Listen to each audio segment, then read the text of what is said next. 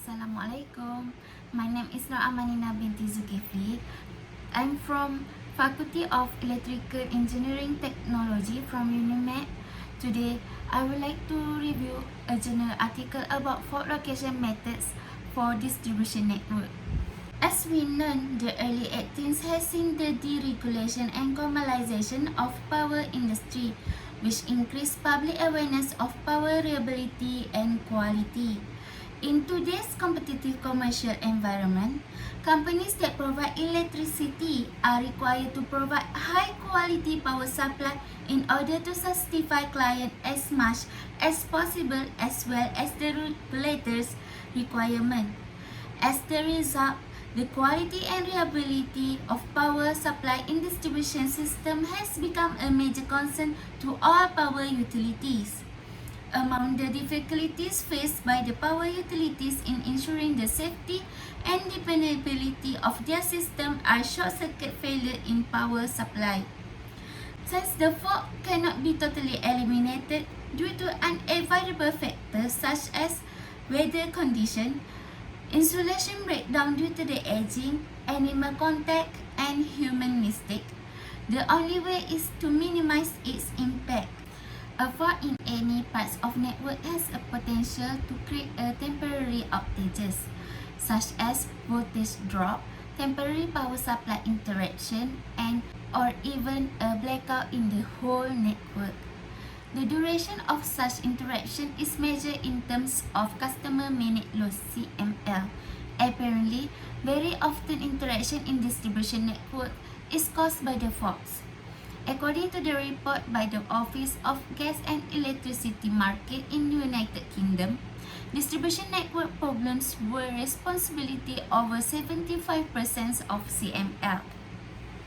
Thus, it is very critical to locate faults fast to minimize the CML. In the past, a defect in the distribution system was discovered using a traditional methods, such as dispatching a technical team to patrol a suspected feeder after receive a complaint from customer. Meanwhile, switching procedure were commonly used to identify the faulted area of the underground cable system. As the result, the locating procedure takes time and may put additional strain on the equipment when the part is turned on and off. Due to this issue, research have been developed a several automatic fault location technology to speed up the fault finding process. This research focus on describing and discuss latest development in fault location methods for distribution network.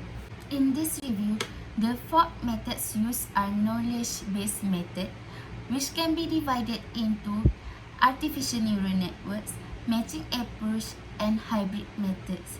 A knowledge-based technique for locating fault has been studied due to the complexity of the distribution system and many uncertainty variables such as cable length and unknown fault resistance that are difficult to address using the impedance-based technique and traveling wave technique.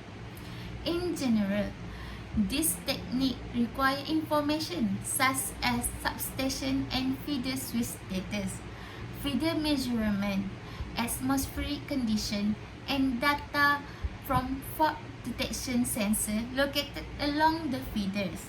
This information is analyzed using artificial intelligence methods to locate the faults. So, let's go to the artificial neural network. Artificial neural networks are one of the most well-known and reliable approach for handling classification and optimization problems in engineering. Its ability to recognize complicated patterns has allowed it to be used in fault detection. The training input for an ANN can be measurement data such as voltage, current, circuit breaker state, and feeder condition. The fault location is the target output. The most recent work using ANN to locate faults in distribution are proposed in design and training of artificial neural network for locating low current faults in distribution system by caser.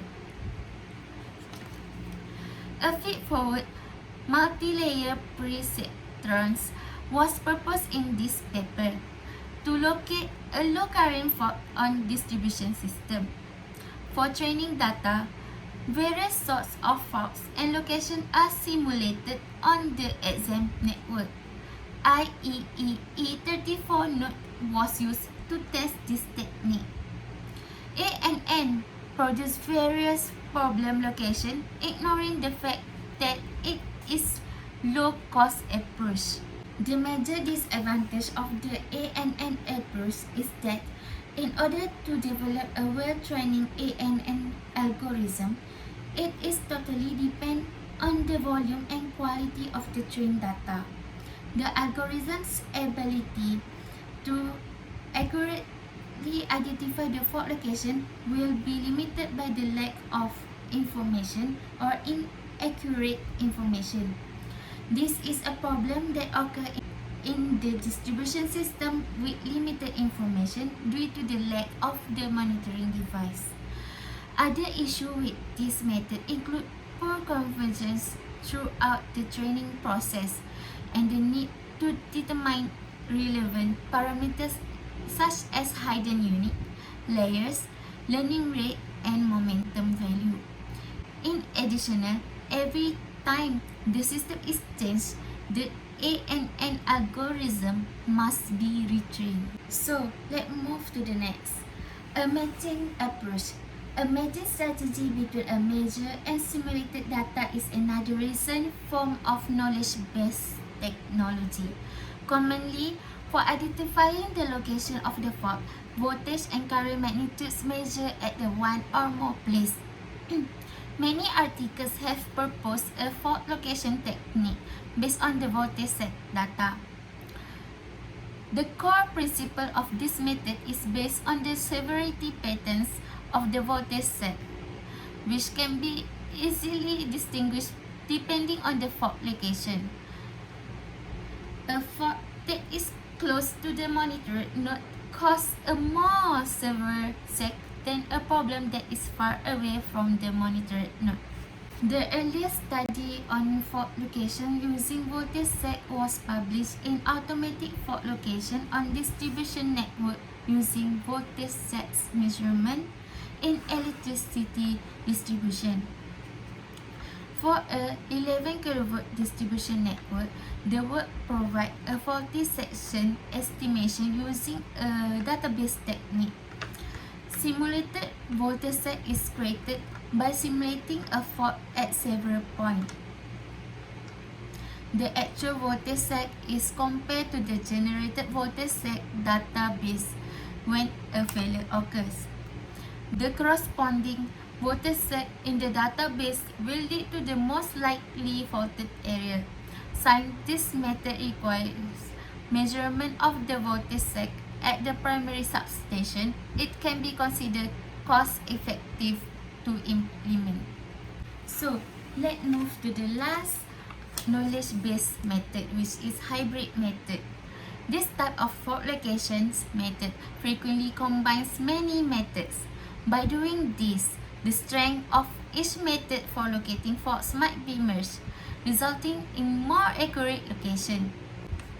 In hybrid fault diagnosis scheme implementation for power distribution system automation, a hybrid technique is proposed to detect fault location, fault area, fault type, and fault resistance.